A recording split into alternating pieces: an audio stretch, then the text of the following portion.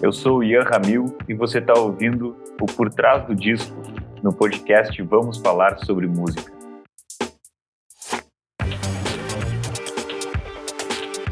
Depois de ganhar o Grammy Latino de melhor disco de rock em 2016 com o ótimo Deriva Civilização, o gaúcho Ian Ramil está de volta com seu terceiro disco intitulado TTI. Agora a guitarra e a bateria abrem espaço para as texturas e os beats, em um trabalho que tem uma musa inspiradora, Nina Ramil, sua primeira filha. Nesse episódio, eu, Renan Guerra e o Nick Silva recebemos o Ian para um papo sobre a produção e a criação do TTI. Olá, pessoal, eu sou o Renan. Eu sou o Nick. E eu sou o Ian. Ian. Obrigado. É muito bom receber você aqui pra gente poder conversar desse disco, porque a gente a gente ficou ouvindo todos os singles e esperando muito ele, assim, com aquela crescente de expectativa. E acho que é muito positivo poder te receber pra gente conversar um pouco mais sobre esse trabalho, né? Que massa. Obrigado por me receberem aqui. Adoro vocês também, acompanho sempre. Ah, que bom. Eu acho que para começar, eu acho que a gente pode falar sobre essa pessoinha que modificou sua vida e que é a inspiração para esse disco, né? Que é o nascimento da Nina e como que isso impactou no seu trabalho. Impactou muito em mim, pessoalmente, né? E o meu trabalho é totalmente reflexo das minhas experiências pessoais, assim, né? Foi uma grande transformação, assim, que eu fui percebendo com o passar do tempo, que eu sigo percebendo, assim, ela me tirou de um lugar, assim, de que, eu sou assim, eu tô tal do meu jeito, né, e eu comecei a perceber, começa a ter um ser muito delicado, assim, um ser humano sem vícios, né, que tá ali se formando totalmente só com a base do instinto, do que vem ali, de genética, do que vem, né, daquele bichinho que vem, assim. E ela vai assimilando coisas, vai mimetizando coisas e vai, né, vai dessa maneira assimilando coisas de outras pessoas para se encaixar na convivência, né? E eu fui cada vez pensando mais sobre isso, como eu tinha coisas do meu comportamento que eu tinha como minhas coisas, mas na verdade eram coisas que daqui a pouco eu estava mimetizando de algum outro lugar, de alguma outra pessoa, sabe? Desde dos gestos, dos movimentos, do volume da voz, do jeito de falar, do jeito de rir, tudo está muito misturado, assim, né? A gente é muito as pessoas que a gente cruzou a vida toda, né? A gente é uma colcha de retalhos de vários outros, assim, assimilados pelo nosso instinto, nosso jeito de se meter no mundo, né? E aí eu fui percebendo coisas assim, e foi me dando muito essa sensação de que às vezes eu estava deslocado de mim mesmo, sabe? Tinha coisas que eu tinha construído para me relacionar com o mundo, e daqui a pouco não eram coisas que eu nunca tinha parado para pensar, mas que daqui a pouco eram coisas que eu não gostava, assim, sabe? O que eu queria. Enfim, ela fez com que eu olhasse de novo para mim, e esse olhar para mim fez com que eu olhasse de novo para o mundo e começasse a ver as coisas todas de uma maneira diferente, assim, sabe? E passa muito isso, né, a gente cresce numa sociedade que tem coisas que vão nos apontando, tem que performar de tal maneira, assim, tu é um homem, tu tem que performar de tal maneira, cada um de nós reage de uma maneira sobre essas imposições, né, mas elas influenciam a gente no que a gente é, né, e eu fui me dando conta, assim, de que muita coisa que era minha não era minha, assim, sabe, então... Aí tudo começou a vir diferente, não foi uma coisa planejada, eu vou compor um disco para minha filha, Sim. ou vou compor um disco falando sobre tal coisa. Não teve esse plano, assim. Eu comecei a fazer canções, a primeira que eu fiz foi, eu acho que a Cantiga de Nina, que é ela chorando com um mês de vida, eu fiz cantarolando aquela melodia, eu pensei que bonita essa melodia, eu vou gravar, uma cara de melodia antiga, assim, né? E aí daí em seguida eu fiz o Bichinho, que aí é uma música que fala explicitamente dela, sobre o nascimento dela, sobre ali esses primeiros meses de vida, ela tinha 4 meses quando eu fiz. E nesse meio tempo eu estava fazendo outras canções e tudo mais. Quando eu parei, isso lá em 2016, né, fiquei 16, 17 e 18 compondo, e aí quando chegou 19, finalzinho de 18, 19, eu comecei a gravar em casa o disco, e eu fui me dando conta que essas canções, elas tinham todas por mais diferentes que elas fossem, entre elas tinham um fio condutor, assim, sabe? Elas tinham uma coisa que ligava uma à outra, assim, sabe? Mesmo coisas que parecem muito distantes, tipo Mil Pares e Bichinho, 2 canções Sim. elas têm muito em comum, na minha percepção, assim, elas falam disso, né? Eu fui me dar conta depois, que eu estava falando sobre essas coisas, sobre essa experiência afetiva dentro de casa e, ao mesmo tempo, esse mundo passando pela janela e na televisão e nas telas, e a gente, né, dentro dessa ambiguidade, essa confusão, essa aparente incongruência das realidades, assim, né? E aí o disco foi virando esse negócio, assim, mas não foi uma coisa pensada, assim, eu me dei conta depois, assim, eu tinha feito, eu trabalho muito intuitivamente, assim, eu vou escrevendo as coisas que dão na telha e tal, depois eu vi que tinha esse lance que conectava tudo, assim. O disco de 2016, né, que você lançou em 2016, o Deriva Civilização, ele me parece um disco bastante raivoso, assim, tipo, pelo menos você bota tudo pra fora de uma vez só. Esse novo me parece mais esperançoso, assim, ele tem alguns toques ali de você também criticando algumas coisas e tal, que a gente vai se aprofundar depois, mas acho que ele, no fim, ele acaba sendo um disco que projeta esperança, assim, que você tá tentando até, sei lá, criar um novo mundo pra sua filha viver, alguma coisa assim. Faz sentido isso, assim, de você se projetar mais esperançoso? Eu acho que sim, e até a coisa da raiva é uma coisa que mudou muito, assim, eu não sou mais raivoso como eu era, assim, não tem mais mudou muito, assim, sabe, porque é isso, assim, essa coisa do jeito, porque uma criança bem pequenininha tá ali, daqui a pouco tu, sei lá, dá uma risada mais alta, a criança se assusta e chora, sabe? Aí tu começa a se dar conta de certas coisas, ou daqui a pouco tu te irrita com um troço idiota, qualquer dar um tapa na mesa, assim, a criança se assusta, sabe? Tipo, começa, né, vem desse lugar, eu fui dando quando parei, por que eu me irrito, assim, com coisas banais nessa proporção que daqui a pouco não tem razão, sabe, assim. E reflete muito disso também, nesse aspecto. E sim, o Deriva é um disco de uma época que eu estava ligado nessa coisa, assim, a cabeça a milhão e vivendo aquele Brasil daquela época, né? Tipo, muita efervescência e também muita esperança, na verdade, porque a gente vinha também de uma época que a gente já estava acostumado com um padrão alto de direitos humanos, assim, se caminhando para uma coisa que já era 10 anos de Lula, né, de PT, assim, no poder e tal, então tinha uma coisa já, parecia que a gente já estava num alicerce, assim, estava estabelecido já o mínimo que a gente seria. Sim. E aí depois a gente viu que a gente podia ser bem pior, né? e aí ele reflete muito, eu acho que isso também uma coisa mais... Era raivoso, mas ele era esperançoso, ele era querendo mudar, ele era chamando atenção para as coisas, ele tinha essa ambição, assim, descaradamente política, mas por esse viés mais da raiva mesmo, como tu bem falou, né? E esse disco ele veio desse outro lugar, um lugar mais, tipo, de olhar, assim, de fora e olhar para dentro e tá nesse outro universo, mas é bem um outro momento da minha vida, assim mesmo, sabe? Também, eu acho que também depois vivendo esse período, eu comecei a compor ele ali já estava naquele momento trágico ali, né, de golpe e Temer, e daí já quando eu comecei a gravar ele, já estava ali Bolsonaro, então tipo assim, eu não queria mais também, já estava com vontade do silêncio, sabe, menos ruído, assim, então já a partir desse início, sem bateria, sem guitarra, o disco vai para um outro caminho, com vontade e tudo também já cansado de já tá tocando com banda há bastante tempo, queria fazer um troço diferente, e a coisa de ser pai, a gente começa a valorizar muito o silêncio, assim, né, tipo, tanto nesse aspecto da comunicação, daqui a pouco não ri tão alto, ou no momento que tá dormindo, ou, sabe, ou tem uma delicadeza assim, que tomou conta, eu acho que a delicadeza é o que me guiou, assim, nesse processo todo do Tetém.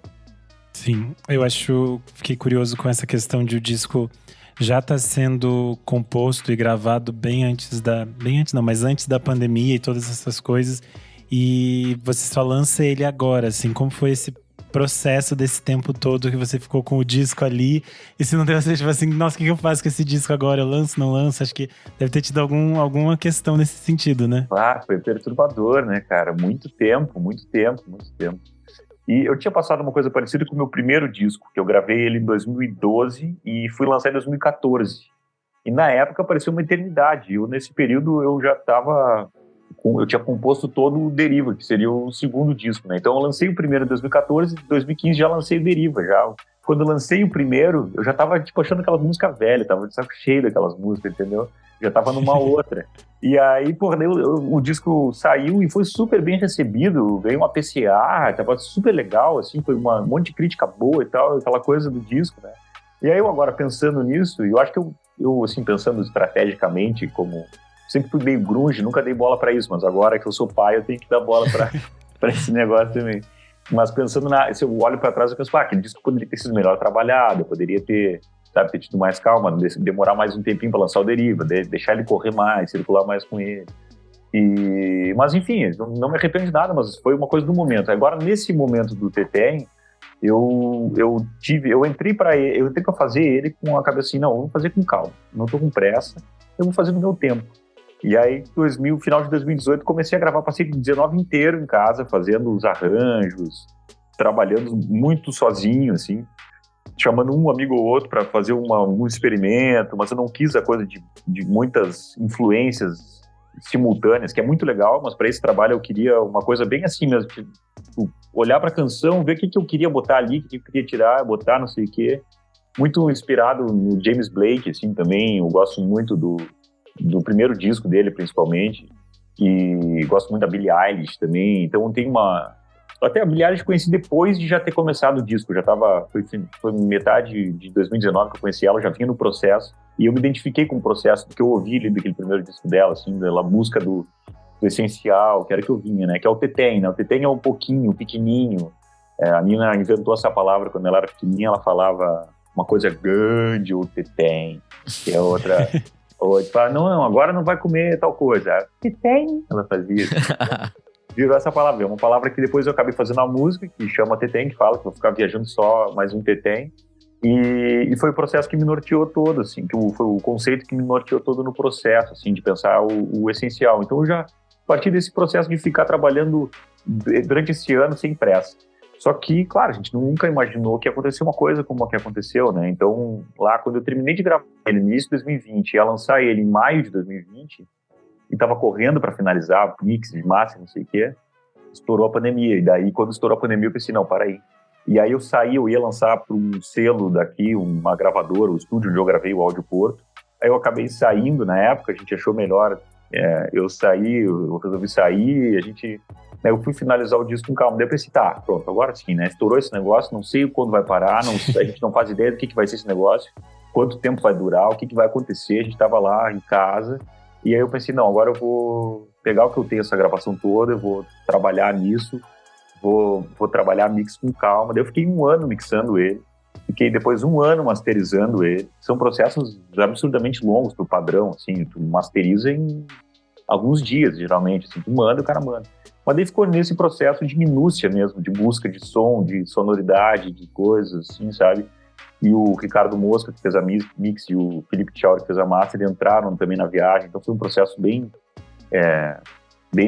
minucioso desse trabalho. Então, esse período não foi um período vazio, assim, foi um período que eu segui produzindo, segui trabalhando no disco, eu não fiquei só sentado esperando. Aí eu tinha ficado maluco, né? Se fosse, tipo, o disco tá pronto, até essa foi uma estratégia pessoal de manutenção do sabor também pelo disco, assim, sabe? De não ter ele pronto logo e ficar esperando a hora de lançar, sabe? Então, nesse período longo de mixagem e masterização, também fiquei muito pensando, escrevendo os clipes e produzindo esses clipes e pensando o lançamento e fazendo todo esse processo, sabe, lentamente de construção do lançamento dele, de todo esse material visual, assim. Então e não compus nada durante esse período, compus sim trilha para peça, para cinema, alguma parceria ou outra, mas não, meu trabalho como autor, assim, artista, compositor ali, eu não compus nada, não quis incorrer no que eu considero que foi talvez uma pequena autossabotagem lá na época do primeiro disco, assim. Então eu quis manter esse sabor por ele, assim. Até hoje eu gosto muito do disco, assim, não fiquei, sabe, enfadado, assim. Mas aí a gente chega em outro ponto que eu acho interessante, que você acabou de tocar, que são os clipes. Acho que todo esse tempo, né, disponível aí pra finalizar a obra e tal, você conseguiu criar algumas peças visuais que contribuem muito pro que é o disco, assim. Conta um pouquinho pra gente como foi esse processo de pensar os clipes e de tentar traduzir essas músicas num outro contexto. Isso foi uma pilha importante que a Sofia Ferreira, que é uma amiga minha de 1000 anos, trabalhou comigo nesse pensamento na época do planejamento, botou sempre essa pilha, assim, de fazer o audiovisual, de fazer os clipes e tal. E aí eu fui me obrigando a pensar as coisas, assim, porque para mim não é simples, assim, traduzir em imagem as coisas que eu faço, assim, em termos de audiovisual mesmo, assim, né? Eu tenho as imagens ali da letra, da música e tal, mas criar essas metáforas, porque eu também não quero qualquer babaquice, assim, não quero só fazer um troço lá, assim, sabe, qualquer, assim, eu gosto de me aprofundar nas coisas e viajar nas coisas, de abrir camadas e possibilidades ali, e viajar na criação desse negócio. E aí eu chamei o Jones Camargo, que é um dramaturgo, meu amigo há muitos anos aqui de Porto Alegre, ele é um super escritor, para pensar comigo esse clipe do Macho Rei, né? Daí ele veio com essa ideia do aniversário do menino e tal, não sei o quê, mas uma ideia realista. Daí eu comecei a botar o surrealismo todo, a coisa do espirro, a coisa dos homens deformados, das crianças sem cara, aquelas coisas todas.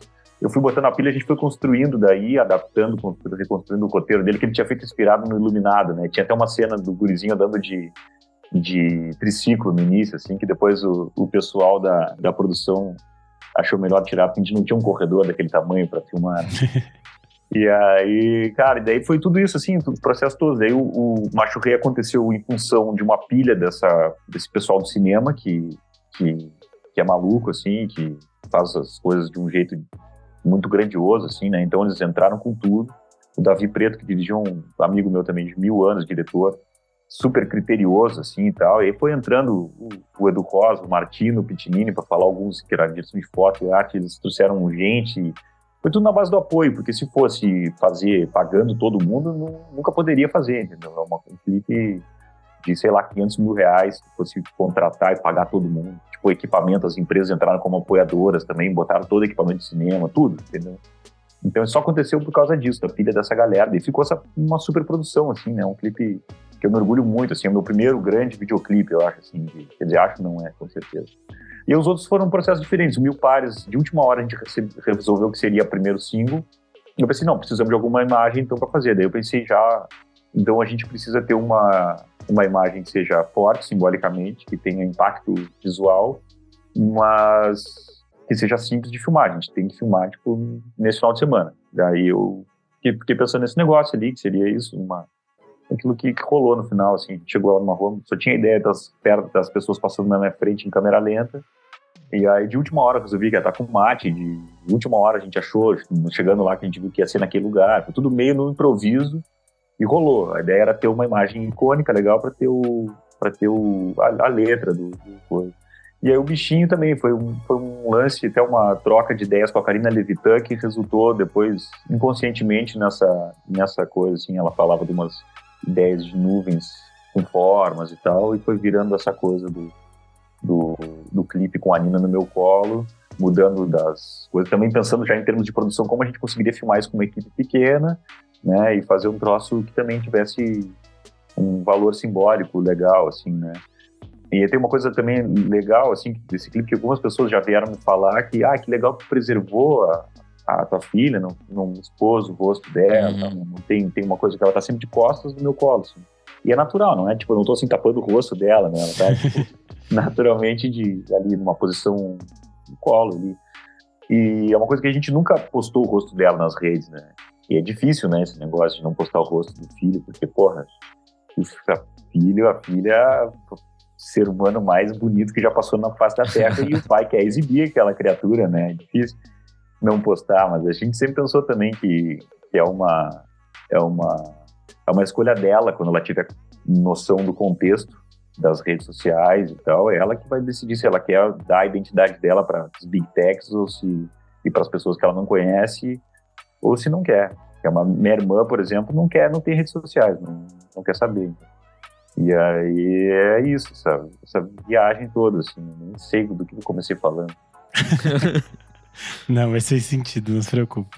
Eu acho que a gente pode, então, começar a falar um pouco sobre as faixas, né, do disco, entrar mais de cabeça. E a faixa que abre o disco já é a faixa título, né, o Tetém. E eu queria que você contasse um pouco sobre ela. Você já falou um pouco que foi essa palavra inventada por ela, mas como você decidiu que ela seria o título do disco, né? Foi logo no início, quando eu comecei a gravar aqui no estúdiozinho em casa, ela já me chamou a atenção, assim, por ser uma palavra inédita, uma palavra que não existe. Quer dizer, existe porque a Nina inventou. E tem essa coisa do que já estava me norteando, dessa vontade de fazer sozinho, fazer tudo tetém mesmo, sabe, em casa. O disco começou assim, né? Eu ia fazer o disco em casa, a ideia era gravar tudo em casa e lançar bem, assim, bem underground, low profile mesmo, assim, sabe? E aí um amigo meu veio um dia aqui, um cara que trabalhou, é português, ele foi diretor da Vice, da MTV, um cara que tem uma história de showbiz, assim, né? Ele veio aqui, mostrei pra ele que eu tava gravando e ele, botou uma pilha, não, o que tem que fazer, porque não sei o que, tem que gravar lá no aeroporto, esse super estúdio aqui que tem em Porto Alegre. Aí botou essa pilha e foi botando a pilha de uma coisa mais ambiciosa de produção mesmo, fazer um disco mais bem acabado, mais tecnicamente bem realizado, assim, sabe? Com mais recursos e tal. E aí depois entrou a coisa também da Sofia trazendo essa ideia de fazer clipe. E ele foi tomando essa proporção, assim, maluca para um independente, né? Mas voltando à música, ela fala isso, assim, né? Eu acho porque eu comecei a perceber muito, assim, como o tempo passa rápido e as coisas que parecem permanentes, elas desaparecem muito rapidamente, assim, sabe? Quando a gente menos espera, a filha já tá caminhando, não engatinha mais, não faz mais rolinho pela casa. Quando vê, já tem dente na boca, não tem mais, nunca mais vai não ter dente na boca, espero. Aí ela, daqui a pouco, tá falando o R normal, sabe? Então, daí o Tetém é um pouco isso, assim, uma vontade de agarrar aquele momento, assim, para que ele permaneça, sabe? Legal. A gente chega na segunda, então, a canção do Chapeuzinho Vermelho, que é, na verdade, ela cantando, né? É uma música curtíssima e muito bonitinha. Ela cantando esse clássico. Mas eu acho que, mais do que isso, ela serve como uma ligação pra terceira, que é a Macho Rei, né? Mas, antes de chegar nela, conta pra gente como foi esse processo de gravar a sua filha, né? Que deve ser um negócio super interessante. Isso foi ao acaso. Isso aí foi um vídeo que eu registrei dela lá no aeroporto, quando eu tava gravando o disco. Ela brincando ali com coisa, ela tocando, eu tocando, ela queria que eu tocasse, e eu fiquei filmando ela. Depois, quando eu tava produzindo o disco, eu fui resgatar algumas coisas que eu tinha de celular, de gravação e tal, coisinhas assim. E aí eu achei essa música, e achei muito legal esse negócio ali, ela cantando super afinadinha, tocando aquele piano maluco ali, assim. E aí eu usei na intro de Macho Rei aquele pianinho plom, plom, plom, plom, plom, plom, que rola. Aquilo ali é uma nota é um acorde que ela deu nessa gravação, que eu manipulei o som e transformei ele naquele negócio e usei no Macho Rei. Daí mais adiante, quando eu tava lá organizando o disco, eu pensei, essa música pode ser uma boa conexão com a coisa. Porque ela fala, agora ela entrega pra mim. Isso foi exatamente isso que tu decifrou. Ela é uma música principalmente para conectar o Macho Rei naquela sequência ali, porque me parecia estranho se ele entrasse logo depois de Tetém do nada, parecia uma coisa meio sem assim, muito abrupto, né? Ele ficaria meio... Sim. Ela tem uma função de conexão, exatamente isso que tu falou. Essa faixa que a gente tá falando, de número 3, né? Macho Rei, é uma canção, uma parceria sua com a Juliana Cortes, que ela própria já tinha gravado no disco dela de 2020, depois a Duda Brack também grava no Caco de Vidro em 2021. Como que foi trazer ela pra você? No caso, acho que ela já estava gravada antes. Como é que foi essas trocas com as outras artistas? Essa música, eu tinha feito ela... eu tinha feito porque eu fiz ela quase toda, ela tava com a letra, com tudo ali, assim. E aí, quando eu produzi esse disco da Ju, né? Aí, quando eu cheguei lá pra gente fazer as canções, a gente passou uma semana junto com compositores pra fazer as músicas do disco. Eu mostrei pra Ju e falei, não acho que falta um pedaço? E ela falou, sim, seja homem. Aí eu, isso. Ela matou com o refrão, né? Com o bordão. Eu botei o não no final ali e aí a canção se amarrou e tal. E um ano, 2 antes, eu vinha tocando esse riff que tem na minha versão bem claro ali, assim, é um riff que eu vinha tocando, eu gostava daquilo ali, um bordão em dó, o violão, né, mais grave do que o habitual, naquele bordão mais gordo, e eu tocava aquilo e tal, e não fiquei um ano tocando, sem botar melodia, sem botar letra nem nada, só porque eu curtia aquele negócio e tal, fui levando, e eu mesmo de mostrar pra Duda na época, e a Duda adorou o riff, falou, cara, vamos, faz essa música, quero gravar, não sei o que, tal. Ela adorou, daí eu falei, pô, vamos demais, aí foi. E aí, quando chegou no disco lá da Ju e tal, a Ju gravou, daí a Duda depois acabou gravando também. eu já sabia que eu ia gravar ela, assim, sabe? Então eu não quis botar o meu arranjo em cima, a minha ideia de arranjo em cima das coisas. Então eu deixei muito solto ali na produção da Ju, para os músicos arranjarem, fui conduzindo ali a produção daquela música, mas sem determinar, não, vamos usar o riff assim, vai ser tal. Deixei que a coisa fluísse mais naturalmente, e tem uma versão bem diferente, né, da Ju, né, uma coisa mais folk, assim, né, com violão de nylon, acho super bonito aquilo ali. E depois a da Duda também. A Duda até me chamou na época pra produzir a música. Eu falei, eu não vou fazer isso, porque eu tô fazendo meu disco agora, não vou conseguir, tá ligado? Nesse momento, tava lá viajando no meu, né? Tava trabalhando nessa música e tal. E aí, por sorte, no vídeo que é dela também tá super bonita, de um jeito diferente também, com aqueles saques, assim, cheios de coisas, assim. Eu acho curioso que a dela parece conversar com o Deriva Civilização, assim, tem uma coisa violenta, uma força que é diferente. Acho que é bem interessante, que ela também já tinha cantado algumas coisas, algumas composições suas antes, né, naquele projeto que ela tinha do Yaraíra também, ela tem essa coisa mais pro rock mais forte, assim, que é muito interessante. É verdade, tem razão. Eu acho que sim, acho que tem muito a ver com Deriva mesmo. Ela cantava o Coquetel Molotov no Yara, né? Isso. Boa, a gente chega então na quarta faixa, Cantiga para Nina. Você já comentou um pouquinho sobre ela, né? Que foi uma coisa que você estava cantando para sua filha logo que ela nasceu, embalando ela ali. Então, como é que foi transformar essa cantiga que é tão pessoal, assim, é tão direcionada para ela, para algo que virou de todo mundo, né? No fim das contas. E eu também tenho que falar que eu gosto muito desse arranjo. Ele é muito singelo, assim, ele é muito bonito de ouvir. Pô, que massa, obrigado. Essa foi isso, assim, eu acho que a primeira dessa série de músicas, assim, me lembro direitinho dela, bem pequenininha, chorando, e tu pai de primeira viagem, às vezes tu não sabe o que tá acontecendo, a criança tem 1 mês de vida, é aquele serzinho que tá com algum incômodo e não para de chorar, eu ficava tentando cantarolar alguma coisa, daí eu cantarolei essa melodia, e pensei, é bonito isso aqui, botei pra gravar e tal, essa cara de melodia antiga, né, não sei se eu tinha falado isso já. E aí eu passei nos próximos dias seguintes, mês, sei lá quanto tempo, fiquei cantarolava pra ela ali quando ela ia dormir, ficava fazendo a melodia, cantando, e aí vinha as ideias de letra, eu ia anotando e tal, né. E aí foi nessa onda. Daí depois eu, com ela feita, eu mostrei pro Jortácio, que é um amigo meu, compositor também, músico daqui de Porto Alegre, e aí ele falou, pô, é bonito essa melodia, podia fazer um lance tipo fagote 7 cordas, como é aquela abertura do Cartola, do Preciso Me Encontrar. Ela é um samba antigo, né? Quase um chorinho, assim. Isso. E aí entrei nessa viagem de fazer isso no disco, né? Porque tem uma coisa muito forte essa música do Preciso Me Encontrar pra mim também, que ela é a música que me aproximou do samba, assim. Porque o samba não é parte da minha escola musical, assim. Eu nunca... Não se ouvia muito samba em casa. Se ouvia João Gilberto e tal, mas não o samba do Cartola, assim, sabe? Uma coisa... vamos dizer, uma lacuna da minha formação musical até o final da adolescência, assim. Eu logo ali com 17 anos, 18, eu descobri o Preciso Me Encontrar, descobri o Cartola e fiquei louco com o Cartola, né? Com esses sambas, assim, dessa época, principalmente com o Cartola. E aí foi um momento perfeito para fazer essa homenagem, assim, essa reverência, essa referência ao Cartola, né? Aquele arranjo tão bonito, assim. Daí a gente gravou essa música. E aí ela tinha esses formatos, eu vinha trabalhando muito em casa naquele formato da versão final dela lá, que é aqueles coro de vozes, muito inspirado pelo James Blake, ali daquele I Never Learned to Share, sabe, que tem um arranjo de voz maravilhoso. E aí fiquei viajando muito naquilo, assim, aqui e tal. E aí eu não sabia muito como é que ela ia ser. Depois no final, quando ela já estava gravada, que eu resolvi fazer essa montagem dela, que ela começa com o arranjo 7 cordas e fagote, entra nesse a capela, e daí ela retoma aquela categoria clássica no final lá, com a banda de samba lá mesmo no final, assim.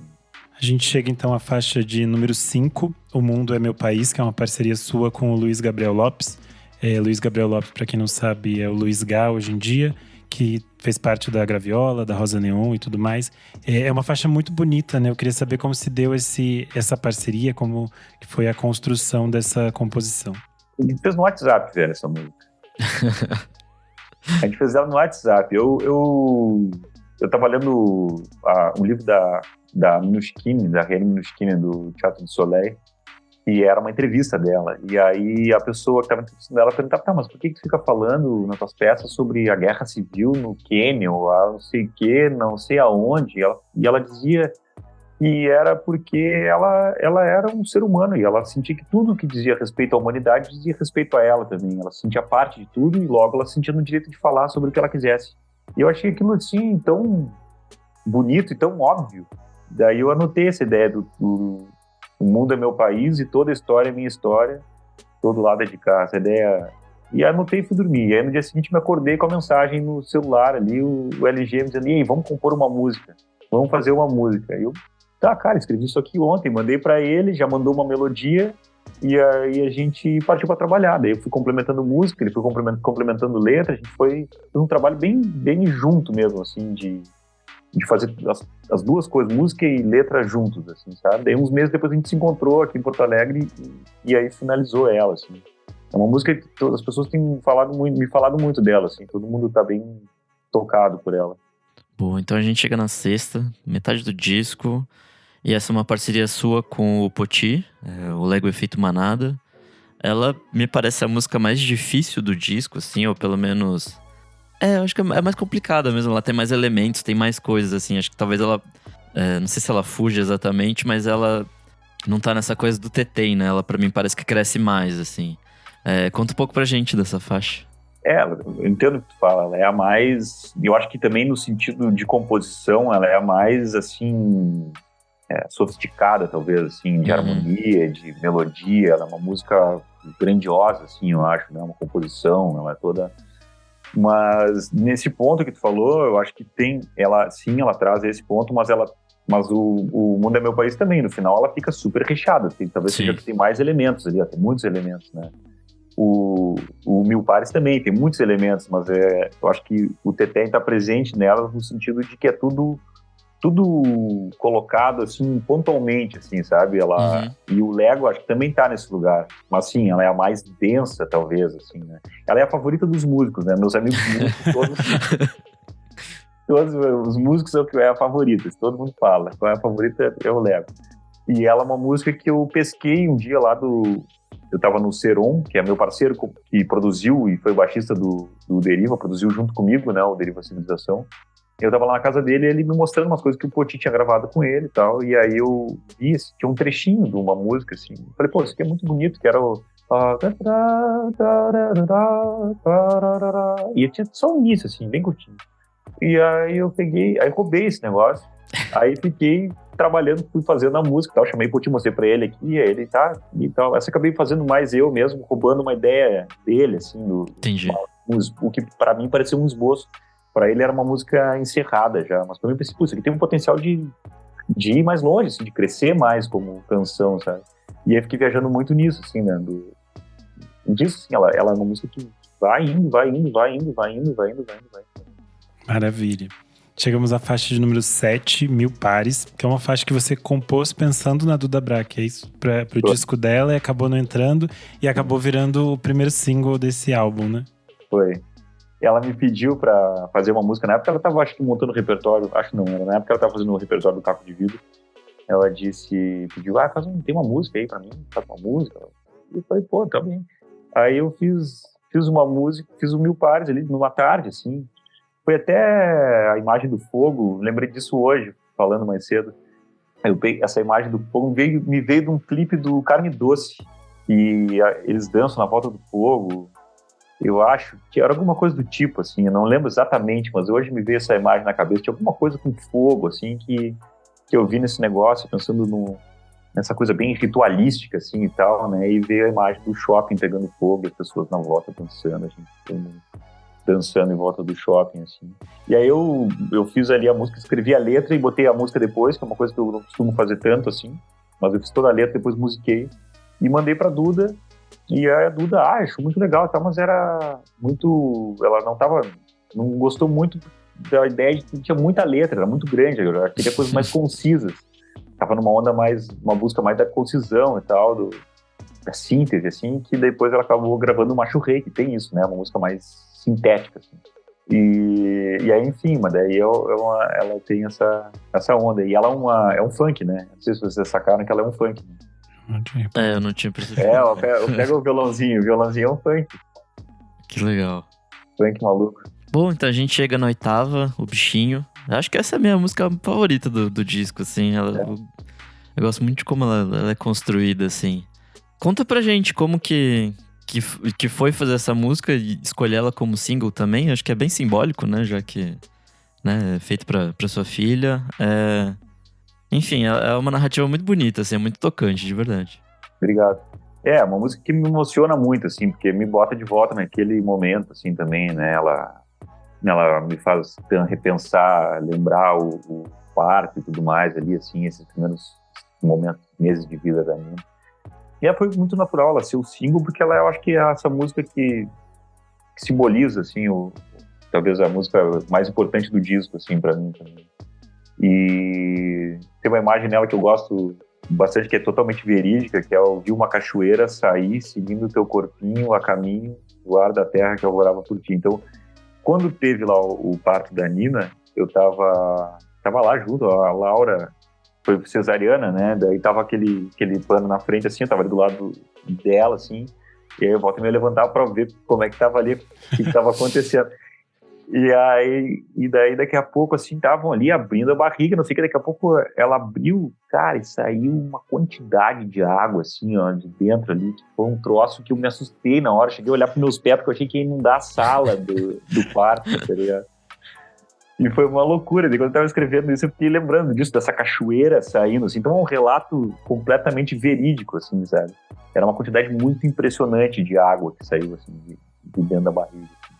E aí ela é isso, ela é ela também foi isso, foi uma música que eu fiz numa tarde que a Laura tinha saído, sei lá, a Nina tinha 4 meses, então eu fiquei toda a tarde com a Nina em casa e fiquei ali vendo ela, brincando, fazendo as coisinhas dela, assim, bem pequenininha, né, 4 meses ficando num tapete ali, olhando, mexendo nas coisinhas e tal, e eu fiquei ali viajando nessa coisa de como é um bichinho, né, como é um... música do Pai Coruja. Música do Pai Coruja, é isso aí. Maravilha. A faixa de número 9, Teletransporte, eu sei que essa é uma faixa bem antiga, né? Que você tinha já a composição e depois que veio a letra. Como foi esse processo de resgatar ela e ela aparecer aqui de novo? Essa música eu fiz lá, assim, em 2010, talvez. Eu fiz essa música, que ela é uma música bem... Esse arpejo bem Beatle, assim, né? Ela tem uma coisa bem... um folk, assim, né? Uma coisa tal. Eu sempre gostei dela e nunca consegui botar letra, assim. Até uma época eu tentei botar letra com o pai, mas a gente, na segunda sessão, já estava brigando, não deu certo, a gente desistimos de botar letra junto nela. E aí passou esse tempo todo, e aí com a Nina, no dia, a gente no quarto, brincando, umas tardes ensolarado, o sol entrando, assim, ali, eu sonolento, ela tinha aquelas caminhas, tipo, colchão no chão, assim, eu tava lá deitado naquele colchão, ela brincando, vinha até mim, não sei o quê. E eu tava meio sonolento com aquele sol, assim, e daí daqui a pouco eu tava em Rosário do Sul, na minha infância, eu também tava em Pelotas, na casa da minha avó, e tava com a Nina no quarto, e tava lá em Rosário, vendo meus tios, meus primos, sentindo as coisas, assim, teletransportado pra minha infância mesmo, vivendo um momento que parecia que já tinha passado, mas estava completamente presente. E aí me caiu essa ficha, assim, da letra, do que ela deveria falar, assim. Daí foi isso. Boa, a gente chega na 10ª, quase chegando no final já do disco. Palavras Vão. Eu gosto muito dela, que ela tem uns momentos bem distintos, assim, né? Começa com essa coisa bem voz violão ali, bem contida, pra no finalzinho, assim, pros últimos segundos, daquela explodida bem roqueira, assim. Não sei, pra mim ela me parece quase uma continuação de Teletransporte, dessa coisa, tipo, já tô num lugar, de repente tô em outro, assim, sabe? De voltar, às vezes até voltar no tempo, porque esse rock me parece uma coisa bem noventista, assim, dessa coisa dessas guitarras bem ruidosas e tal. Conta pra gente um pouco de como foi o processo de fazer essa faixa. Legal, cara. A coisa do rock, ele é a banda do Deriva, né? Eu chamei os guris justamente pra gente fazer um insert Deriva, assim. Então a gente foi lá pro estúdio um dia e eles passaram o dia inteiro lá fritando e fazendo, e gravando. Depois eu cheguei em casa e peguei aquelas horas de gravação e montei esse trechinho que é o que permaneceu no disco ali, assim, né? E a ideia era realmente fazer um adendo, assim, e retomar e construir essa quebra também dessa música que vem numa monotonia, né? Ela vai indo, só aquele violão tocando aquela harmonia. E que é uma música que também, junto com o Teletransporte, acho que são as duas músicas antigas do disco, assim. Essa Palavras Vão, eu fiz ela lá na mesma época, 2010, 11, 12. E ela nunca entrou em nenhum disco, assim, como Teletransporte, que não tinha letra Teletransporte. Mas eu sempre gostei dela, essa música meio conceito, assim, né? Ela, tipo, ela não fala nada, é só aquele violãozinho, assim. E aí lá pela Santos ela diz, não fala agora, né? Tipo, né? Ela gera. Ela é um momento, assim, que eu, enquanto estava nesse processo de 2 anos, com o disco ali, finalizando e tal, várias pessoas me disseram, próximo, assim, não, é só tira essa música do disco, não tira essa música do disco. Eu falei, não, porra, eu gosto dessa música. Eu até pensava na época que ela seria tipo um carro-chefe de algum disco, assim. Eu tava ouvindo muito aquele A Sleep on the Floodplain do Six Organs of Admittance, uma banda muito obscura da Inglaterra, que sei lá, que eu descobri num programa, um canal desses de música, um cara que tinha uma loja de disco no interior da Inglaterra. E aí perguntavam pra ele, se pegasse fogo a tua loja, e o cara tinha milhares de discos, se a tua loja pegasse fogo, tu só pudesse salvar um disco, qual disco tu salvaria? E o cara foi lá rapidinho, puxou esse disco assim e mostrou. Aí eu falei, não, parei, eu vou ter que ouvir esse disco, né, cara? E daí eu fiquei ouvindo esse disco muito, muito tempo, assim, e é realmente muito legal, e ele é muito baseado nisso, nos violões, umas músicas que vão e ficam ali se repetindo um negócio durante 9 minutos, assim, é um disco super radical, assim, e eu adorei aquele negócio na época. E aí fiz essa música inspirado muito por esse disco que eu vim ouvindo bastante, assim, e sempre pensei que ela seria uma música importante de um disco de violões, assim, sabe, com violões com um papel central, que eu acho que é o caso desse disco, assim, ele é um disco de violões, assim, bastante também, né. Aí chegou o momento dela, assim, ninguém ia tirar ela dali, não adianta, né? E iam me dizer, não, essa não vai sair. Essa seria um bom final de disco também. Seria um fim interessante. É verdade. Chegamos à penúltima faixa, Homem Bomba. Eu vou contar que eu tava ouvindo o disco... Quando você estava ouvindo a primeira vez, assim, sem prestar tanta atenção, aí de repente eu vi que tava na metade da música, eu tava cantando a música inteira, eu fiquei, essa música não saiu como single. Aí eu lembrei que ela tá no disco do Foti também, exatamente. E é uma parceria sua com ele, né? Ela foi lançada também no disco Percepção, de 2018, que é um disco que a gente recomendou bastante aqui no podcast. Queria que você falasse um pouco sobre essa parceria com ele, é a segunda faixa que tem aqui junto com ele no trabalho, né? Essa música, diferente do Lego, que eu peguei um esboço dele, essa música ele já chegou com ela bastante bem encaminhada, assim, já tinha a ideia de forma, já estava com a letra da primeira parte. A gente fez basicamente letra da segunda parte e a variação melódica depois que rola mais pro segundo refrão lá. E eu acho muito legal, acho que é uma grande sacada dele, essa coisa do qualquer coisa celular. Eu me lembro de ouvir isso a primeira vez e ficar arrepiado, assim, porque é muito singelo, muito sutil, mas é muito profundo, assim, também, sabe? Sim. Essa coisa a ambiguidade da palavra celular nesse contexto, assim, né? Falando de tragédia humana, entrando na ideia do celular na nossa mão, a nossa obsessão por esse objeto, e ao mesmo tempo na coisa celular do nosso corpo, né? Que tem impresso nas nossas células, coisas que a gente não consegue evitar, assim. Eu acho um grande achado, assim, essa letra, esse trecho dessa letra, assim, esse trecho dele, né, que foi quando ele trouxe, me mostrou ela. Daí eu já comecei a pirar nessa ideia de ir desenvolvendo ali a letra mais adiante, assim, né. E é uma música que eu gosto muito também. Boa. Então a gente chega na última música, Cantiga de Nina 2, que é, na verdade, né, a mesma Cantiga da Nina, só que agora numa coisa bem, sei lá, lisérgica, doidona. E acontece uma coisa que eu não via há muito tempo, que é um hidden track. Fazia anos que eu não via algo parecido com isso, e aí a música acabou, eu fui lá ver, mas ainda tinha um tempo pra correr ali no Spotify. Daí depois que eu vi que tinha um finalzinho ali. Uma surpresa da Nina no final. E tem uma coisa que eu acho muito legal, que é o disco começa com a Nina e termina com ela. Eu achei isso muito interessante. Eu acho que foi de proposital, né? Mas é legal como ouvinte, assim, tá exposto a um negócio desses depois de tanto tempo. Eu vou te dizer, eu fiquei viajando, né? Essa vantagem de ser independente, fazer o que quiser, né? O cara pode fazer esses negócios.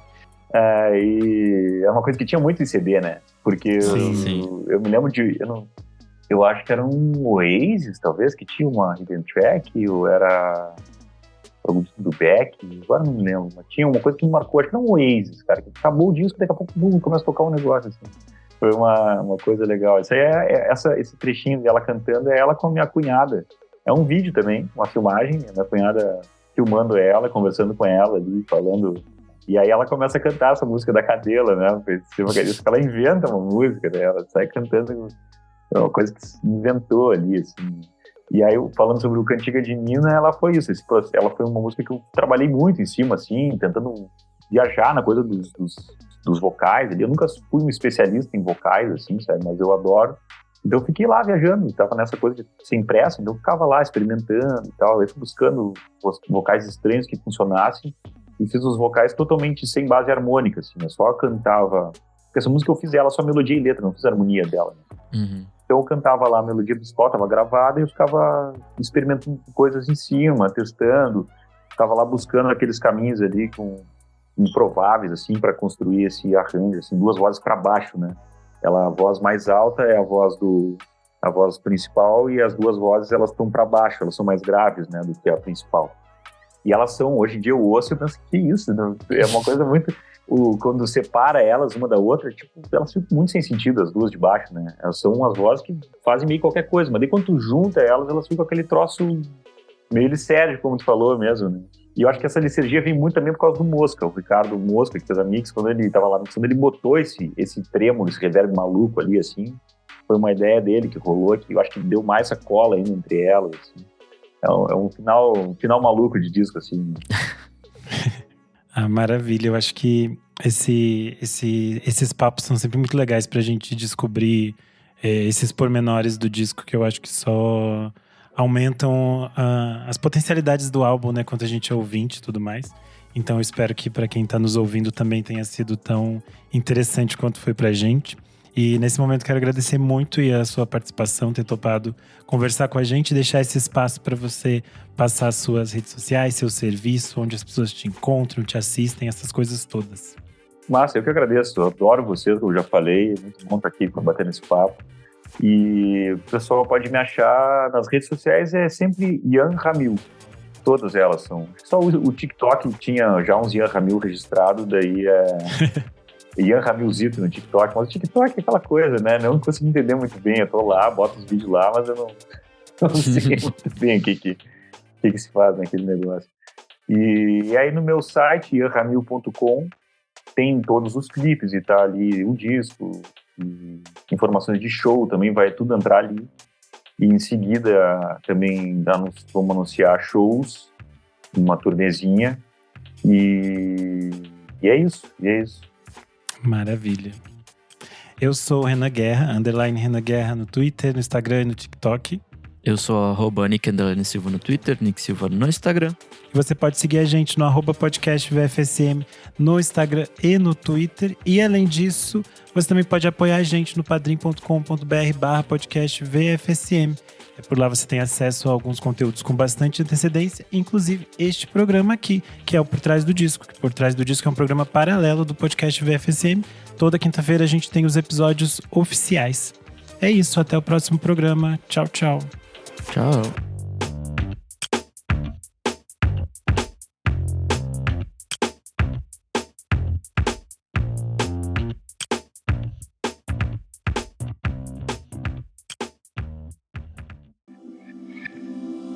Esse podcast foi editado por Nick Silva.